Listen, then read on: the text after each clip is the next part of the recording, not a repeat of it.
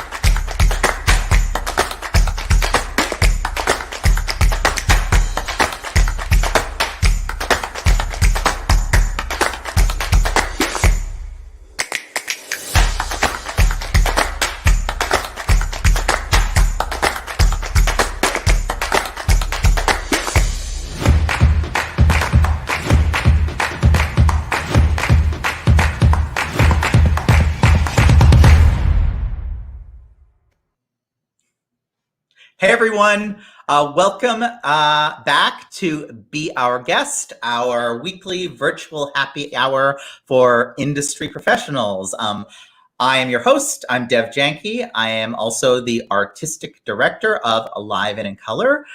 For those of you who don't know, we are a not-for-profit theater company based both in New York and Connecticut. Our mission is to develop new plays and musicals that promote and celebrate diversity. While all our in-person programming is on pause, as is much of the country, we are very excited to be offering this virtual program like this fabulous interview today.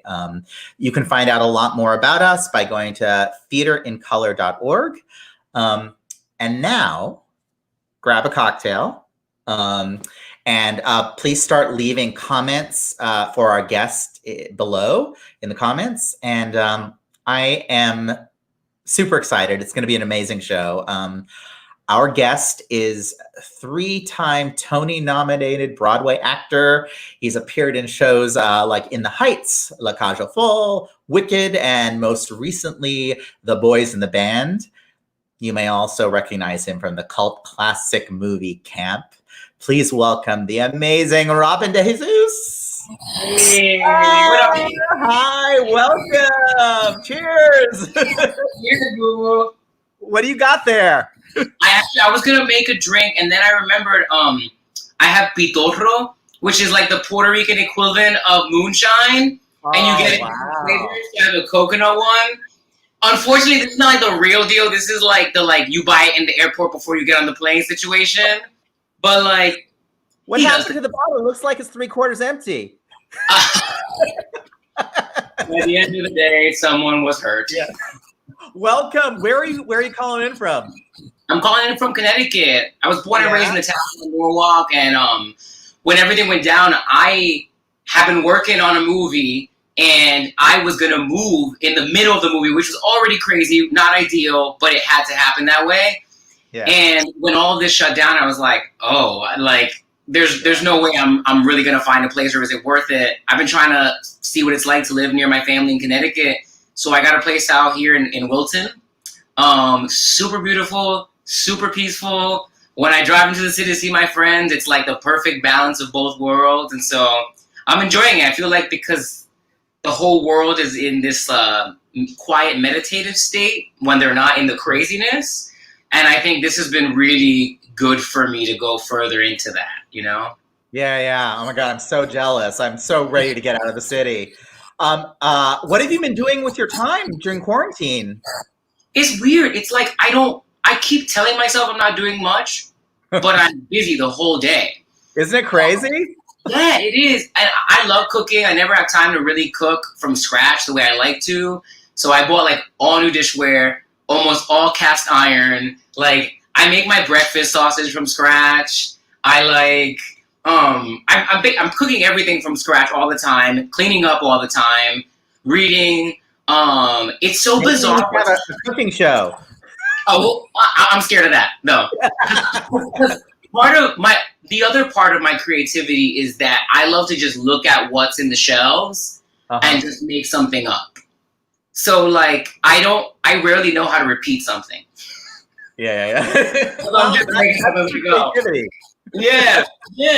But honestly, what's been so crazy is, with the like socio-political climate right now, yeah, race has always been one of my most. I don't mean to romanticize it, but it's one of my favorite subjects, and it's always been super stimulating to me. And it's something that me and my best friends always talk about. And in the last month, I spend a lot of time on the phone, just like talking things out with people, or helping my friends that are like more on the front line, just like develop ideas or just hear them out, let them vent, and just try to inspire one another and figure out how we can be allies, how we can get more involved. Not everyone is someone who's going to be out marching. And even for me, I've been marching, but now I'm like, ooh, I'm going to pump the brakes and take this time that I have to be with my family. And so I have to find other ways to be more active, which is like online, signing up a lot of petitions, making calls. And so that's kind of what I've been doing. And of course, spending time with the fam. Yeah. Wow. That's wonderful. So since it's so interesting, you've come full circle back to the area you grew up in.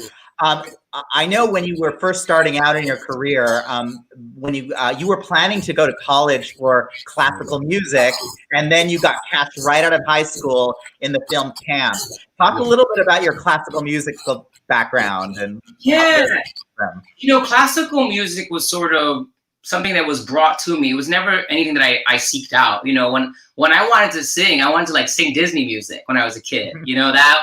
And then it was pop music, and I got into the church choir, but it was more so like the pop world. And then I got to my freshman year of high school when I was doing local community theater, and I was sort of really good at just imitating whatever they were teaching, and through imitation sort of found that my voice lent itself to classical music. And it wasn't my passion. It wasn't what I wanted to do, but it was fun. And a couple of my teachers, they didn't mean this in a bad way. They just really encouraged me to study classical music because they felt it was a safer bet for me. And they felt my being a short, brown man was going to get in the way of musical theater because they didn't think musical theater was open to that. And so that was really what led me to consider that as my actual career path. And then luckily what happened was I auditioned for Camp. And Camp was my first acting audition ever. Professional. Hey, I see that. Camp was the first thing I auditioned for, and I just took that as a sign. I had graduated high school 3 weeks prior. I was working at a summer camp as a counselor, and everything in my life that I did for fun and for stimulation revolved around musical theater. And when that movie happened, I knew that was the universe shaking me and saying, no, veer left, Yeah. And it was a big blessing, and I listened to it, and it worked out. It sure did. I mean, that movie, I think, sort of changed your life, and you've had many, I think, life-changing events happening, including your incredible performance as Sunny in The Heights, which earned you your first Tony nomination. You were with it from the very beginning through all the workshops and off-Broadway and Broadway. I actually got to see it every step of the way, which was so exciting. You've spoken a lot, we've spoken about even, how the success of the show impacted you and how you reacted to it. Do you want to talk a little bit about that? Yeah. I mean, that show, what's so crazy is I didn't work for like 3 years after camp. Not really. I had very few credits, and mostly it was readings and workshops. And when it came to Heights years later, Lynn had seen, he started camp, he never finished it. Tommy Kail had seen it, and Kiara Hudas had seen it. And so they were like, let's let this guy do the workshop. And that was actually my audition. Well, and it just kind of clicked like magic. But I loved that show. I still love that show so much. It's, out of all the shows and all the things I've done, it's the one that I'm most proud of. It's the one I stand for the most. It's the one that I never care if anyone quotes it to me at all, because it does so much to my heart. But when that Tony nomination came out, I was 23. I had barely lived a life outside of theater. I was so prudish and so naive and so young and inexperienced because my whole life was about the work, which is great. But the balance was off, you know? And I just thought that when that show happened, and if and when that Tony nomination happened to me, that I would be complete and be happy. And it happened, and I was grateful and initially so shooketh. But then the beats afterwards were like, oh, well, what now?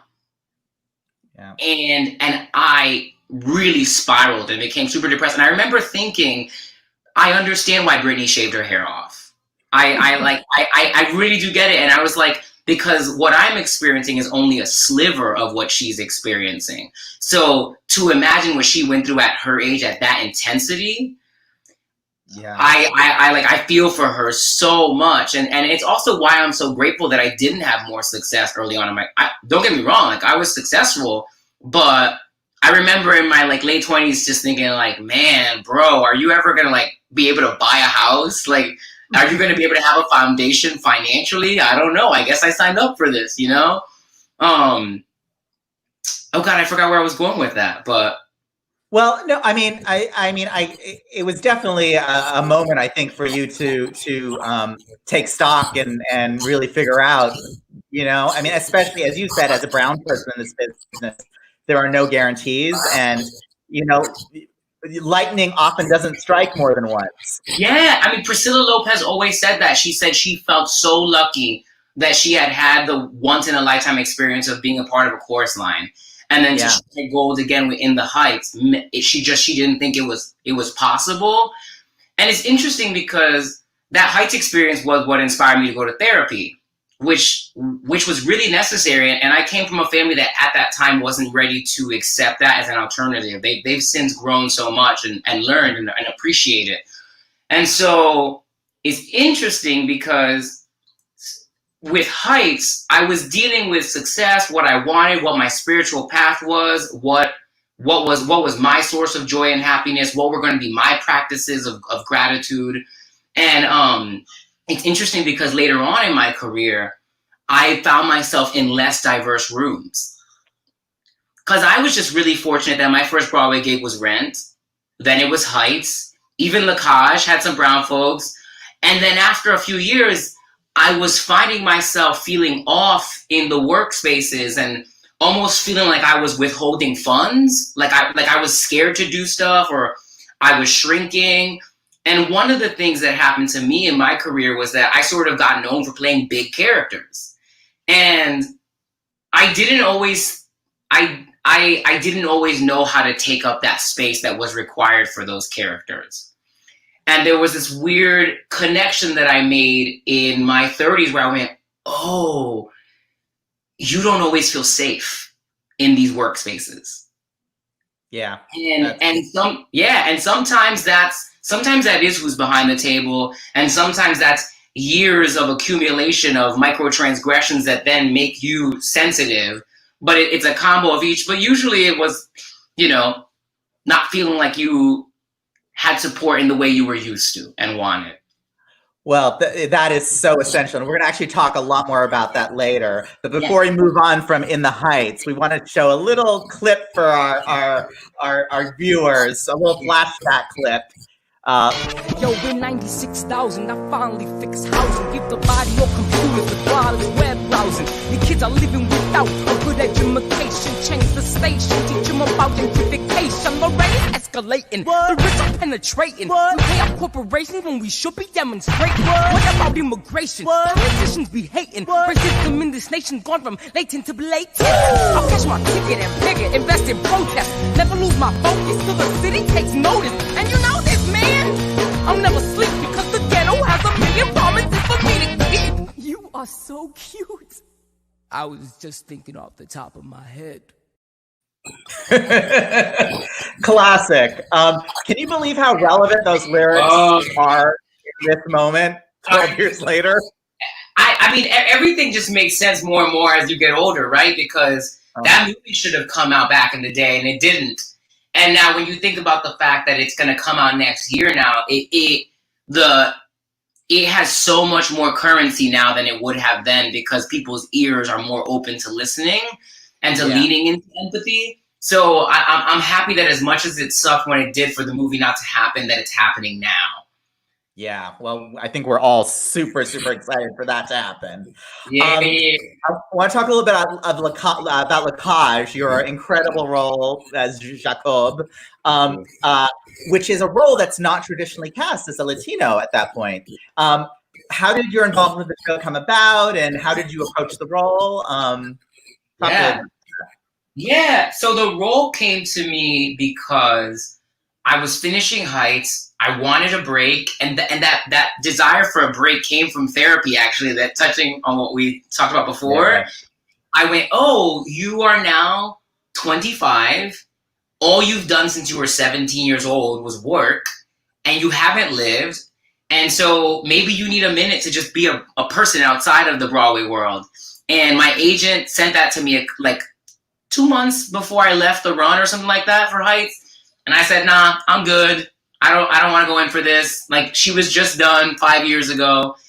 And my agent came back. She's like, hey, they're asking for you. I was like, I'm good. And she said, listen, Terry Johnson's an amazing director. He does beautiful work. And I think it's important for you to work with someone like this man. Right? And that got me. And so I read the material and I thought to myself, well, what can I do with this? And you know, she said to me the reason they called me in was because they wanted to go a completely different route. And I knew they were thinking like the Hank Azaria thing, whatever. Sitting backstage one day, and I remembered this character voice that my friend Jose Luis Lopez used to always do backstage at Heights. And I started using that voice, and all of a sudden, it like, there were these lines that weren't funny that now were funny because of the rhythm of it. But it also, like, it was just a gateway into who I thought that character could be. And I always felt like Jacob wasn't fierce, but he thought he was. And so that's what made him tragic. And so I leaned into that more and more. And part of what helped me was, for the song, for the audition, I thought, everyone's going to come in here and sing a comedic song. But for me, Jacob thinks he's fierce. Like, he thinks he is a dramatic star. So I just went in and sang The Man That Got Away. And it was one of those things, like, it was done, and I was like, oh, I think this went well. And then I was like, okay. And then I had the final callback, and that went well. And then the offer came through, and then I still said no. And something always felt wrong about it. But ultimately, I did it. And it's interesting. I think I was doing an interview with Andrea Burns and Seth Rudetsky. And in real time in that interview, I realized what always felt icky about that experience, because, you know, at the time, I didn't think the role had to be Black. There was no mention of race. Well, there was one line which Harvey changed. And I always felt icky and like transgressive about that after the fact. And I remember in that interview with Andrea, what came to me was, oh, it was pitched to me as, and wait, side note, what's really interesting is I've actually, the first 10 years of my career, I would get called in for Black roles all the time, which I thought was fascinating because most people don't know that my grandparents are Black. And actually, my shirt right now says Afro Latino. But like, you know, I lightened up. I like, you know. So I remember I would get called in for things, and I would say to my agent, why are they asking for me? I said, I don't feel comfortable unless an explanation is given as to why this is getting called in, unless they know my life. And most of the time, it led nowhere. Mm-hmm. With this, I took the role on because what they said was the intention was to go different. And what I've now since realized is that this is what limits us as people of color in the career, is that in our careers, is that sometimes in that breakdown, when it has an ethnicity, it's as if that ethnicity describes the entire character. And so when I think about that now, I think, well, a Black actor could also have done that role differently, because Black is not one thing.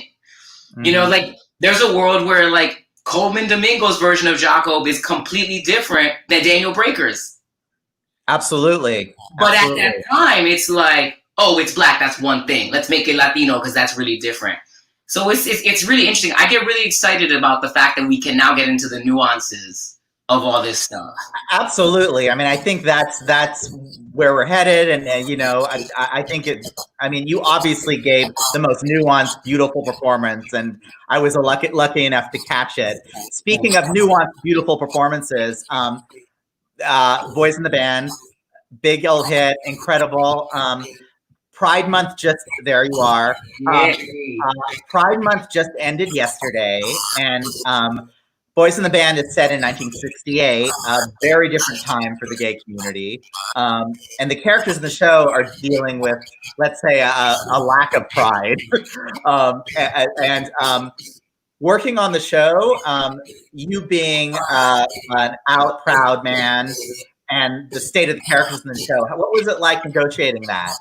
Yeah, you know, one of the things that became really evident to us through Joe Mantello was from Jump that in actuality, the only character that was truly ashamed was Michael. Yeah. And everyone, and there are a couple people that have moments, of course, the characters, but overall, what really should be happening in the show and what the audience should see is that the antagonist is society and what society has done to these men. So for me, it was easier in the sense of like, Emery wasn't ashamed. Emery, if anything, was the proudest one out of all of them. He was the bravest. And he refused to just pass and be what he wasn't. What was interesting, though, was I struggled in that rehearsal process because I wasn't gathering the accumulation of all that oppression. Because I am, as much as I know oppression now, I don't know what it was then. Yeah. And so it was interesting, like it took me a minute to just get to accumulate all that stuff that Emery had to go through. But it was beautiful to be a part of that show during Pride Month and to just be sort of the front line of that group in terms of pride. It's thrilling. And the film is coming out. You guys recently got together and taped it, made a film of it. Yeah. When does that come out? We don't have the exact date yet, but it's happening this fall. And I think the trailer's coming at the end of the summer. You have like a bunch of movies. You're also working on Tick, Tick, Boom, directed by Lin-Manuel. Jonathan Larson's one of his first shows. Are you in the middle of that right now? I actually can't say too much about it, but I didn't think that I'm cast because that was already put out there. Yeah. It's always a joy to get to work with Lin again. It's just always fun. And Joshua was my brother. You know, Joshua Henry and we did Guys and Dolls. That was his first show out of college. Yeah. And I even remember like when he was I told him he should audition for Heights to cover Chris Jackson. And at the time he was like meeting with agents and he hadn't signed with anyone, but this one agent was like, you know, I think I want to submit you for this even if you don't go with us. And he got an appointment, but it was canceled. And I was like, I got you. And I texted Tommy Kim, I was like, you gotta see this guy, yada yada. They saw Joshua 2 days later, and he went in that morning, got the offer, and when he came to the theater at Papermill to go do Godspell with me, one of the guys, Patrick Husinger, who was his boy, came up to him and was like, "Hey, do me a favor on your first day rehearsal from In the Heights, sign in Joshua Henry." I love it. So it's always a joy to be with him. I can't wait. So.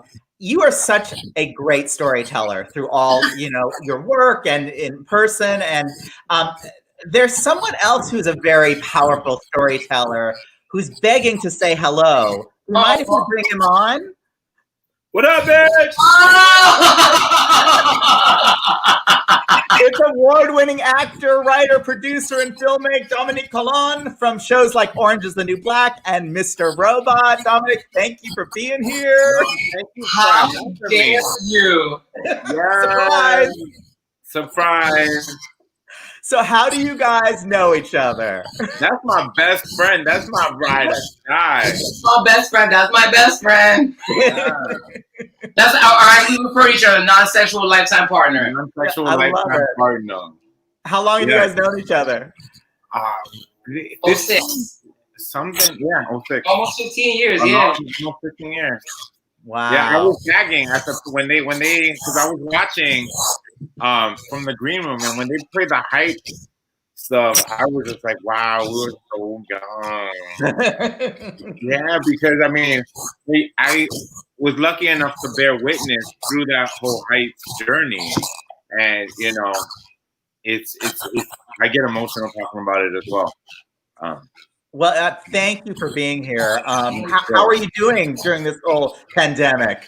You know, considering we're in the middle of a pandemic and a civil war, I'm doing pretty all right. You know, Good to hear. I'm blessed. I can't complain. You know, I have my moments, but I'm very fortunate that when I do have those moments, I have Robin to lean on and push me through. But yeah, overall, I'm great. Thank you. So important to have that support. I gotta brag because Dominic just got put on the Latinx blacklist for his writing, and we will all get to know if we don't already. So it's been a really good week for him. We've been celebrating a lot. Yeah, we have. Yeah, I was about to mention that, like, that you made the top 10, right, of the Blacklist inaugural Latinx TV for your dramedy Poppy. Talk a little bit about the project. Well, I'm probably something I've been working on for a while. As Robin mentioned, I'm a writer and actor, many things. But writing has been at the forefront recently. And it's a short form. I originally created it as a short form series. But then I took the advice of many executives to develop it as a full-length pilot. And now I just made the Blacklist, which is huge. For those of you who don't know, the Blacklist is a list of movies, and this is the first year that I did my list created by Latinx writers. And this is the inaugural list. Gloria Calderon-Kellett of One Day at a Time, Tanya Saracho of Vida, picked it, so I am very grateful. Well, congratulations. It's thrilling news. Thank you. I want to talk a little bit about, so our mission at Live in Color is to connect diverse communities, to create new stage work. For you two, how important is it for you to have a diverse working environment? Oh, you want to go first? I mean, for me, it's the only way I know how. Do you know what I'm saying? And that is one of the reasons why I have switched gears and really made writing and producing my focus, because, you know, I've been lucky enough to work in TV going on 20 years. And I have relatively, I have very few experiences where, you know, it is a community of artists of color working and supporting each other. In a way that I think is positive, and a few experiences that I had that, like those Heights experiences, really stand out. And I feel like as creators, we have the privilege to create those spaces, and that's what I want to be a part of. I want to create spaces where I can put my people to work, you know, and tell stories responsibly with humanity. Yeah, so that's what I'm trying to do. Yeah, Robin. Yeah, it's funny because, you know, Dominic and I talk about this all the time. And I think when I came to New York, I was so aware of specificity. I was super specific about what I wanted to do with my career, how to navigate it. But through my friendship with Dominic is where I discovered how to be intentional, which is a little different, you know? And so that that's been such a blessing for me, because it means that I show up more. I show up 100 when I know that what I'm doing backs my intention for my personal life as well. And one of the things that I've been saying a lot during quarantine is, I think I can only work in brown rooms for the next few months. Like I think it's gonna be in it. I think because I have realized the accumulation of my work and what rooms I felt most welcomed in and what rooms were more uncomfortable or more comfortable. And even, like, I'll say this, I can't talk about Tick Tick Boom, but I will say that when I work with Lynn, the level of comfort that I have, the way my shoulders are dropped, the way it's easier for me to stay focused, ultimately just lends to me doing my best work and telling the story as best as possible. And that's what I want to be about right now. That's so wonderful. And you were speaking about it earlier, just the idea of safety and feeling secure and being able to do your work, as you know, as we all should be able to. Let's take a few questions from our viewers. Let's see. You've experienced almost every type of role on Broadway, replacing, originating, revivals. What has been the most fulfilling to you? Originating. Yeah, they're all fun, and I have to say, being in Wicked was really good for me because it sort of, I don't mean this disrespect, it allowed me to coast for a minute. Like, it gave me comfort. That's what it was. Because I knew that show wasn't going anywhere, and so it freed me up to not having that fear of, like, when's the next gig coming, you know? And I stuck with that show for almost 2 years, because then I toured as well. Shockingly, I didn't feel limited by replacing. I recognize the numbers, I recognize what intention is for the character, but it was actually fun sort of trying to figure out how to make Bach my own Bach within the limits, and I found that the limits really weren't there. Originating is different because you get to really pour everything, and it's being developed towards you, it's catered toward your pluses, you know, and I recognize that my one time originating on Broadway was with Heights. So, you know, that was a very special, unique time, and it repped my people, and it was just a good group. But even like when I did a play off Broadway called Homos, or Everyone in America. Which I saw, which is my favorite performance of yours. Oh, thank you. Thank you. That was hard. Yes. That was real hard. And I want to do it again, actually. But even in that show, as hard as it was and as stressed out as I was, there's nothing like knowing you own it, because day one has been your feet in those shoes. Yeah, absolutely. Let's take one more question. What do you think is the next step the entertainment industry has to take in order to tell more successful BIPOC stories? We need executives. Yeah. Like, really, gatekeepers are the number one. We need gatekeepers of color who can really facilitate the experience of taking people by the hand and bringing them up to that next level. Like, I'm a badass storyteller. I'm a badass beast, and I've had success. Like, I had a short film that was on HBO. But within, I already feel the change in my career, because I've had people like Tanya Serato and Gloria Calderon and the Blacklist sign off on me. Like, it's crazy. Already. And we need people who can sign off and make these shows happen. We need people of color on an executive level. Yeah. Robin? Broadway needs producers of color. We need producers, and we need writers of color. And we need white folks to be willing to share the space and to not feel like something is being taken away or subtracted from them. If anything, it's room for everyone. And I think real quick, because you said the writers are there, the talent is there. They are. It's the people who will sign the check. You're right. Experience. It really is. At the end of the day, that's what it boils down to. Is the people who can make the decisions. We need those people. Yeah, and we also need people behind stage. We need the company manager. Yeah. All that as well. All of that. You know. Absolutely, and all of us here at Live and in Color are desperately trying to be those gatekeepers and trying to push it forward. We're running out of time, which makes me so sad, because I could talk to you both all night. But before we go, I want to thank everyone who donated to Live and in Color this past month, which was our month of giving. We had a matching grant, which enabled us to raise $21,000, which was just thrilling for us. And if you'd still like to make a donation to us, please go to theatreincolor.org. All of your donations directly support Live and in Color as we create platforms that showcase marginalized voices. I really believe the stories we tell change hearts and minds. And be sure to tune in to be our guest next week, when I will be talking to Anish Seth, who is an amazing actress from Netflix Jessica Jones, and she's a huge transgender activist. She's an extraordinary woman. And thank you to everyone who tuned in today. And thank you, Robin and Dominic, for being here. And before we go, Robin, will you lead us in a little toasty toast? Yeah. I should have filled that or whatever. It's good. Yes.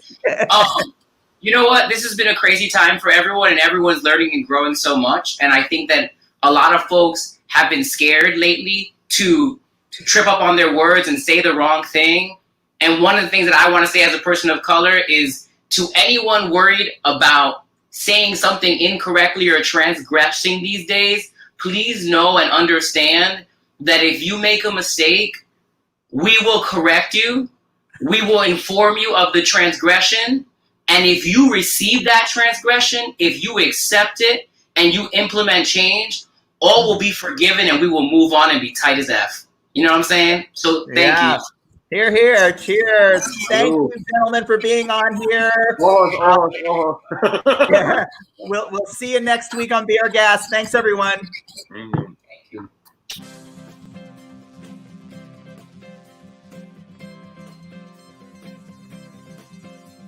The mornings run together. Seems like one long day. You're going through the motions.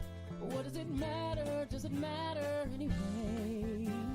Wishing things were different when the world is cold and gray. It's the same old song that's playing with the same old things to say. Someone should mix things up. Someone should take a chance. Someone should sing a new number. Someone should dance a new dance and change the story. Come on and change the scene. Change the beginning, the ending in between. It's time to change the story. It's time to change the tune. See how the future looks bright. Change on the horizon.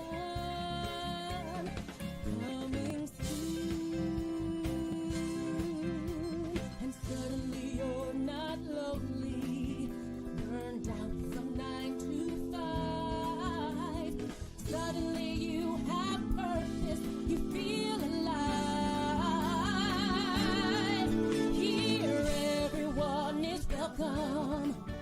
Come in love and dignity. 'Cause when we come together, that's when we're truly free. Come on and mix things up. Come on and take a chance. Come on and sing a new number. Come on and dance. Let's change the story. Come on and change the scene. Change the beginning. The ending in between. It's time to change the story. Come on and change this tune. See how the future looks bright.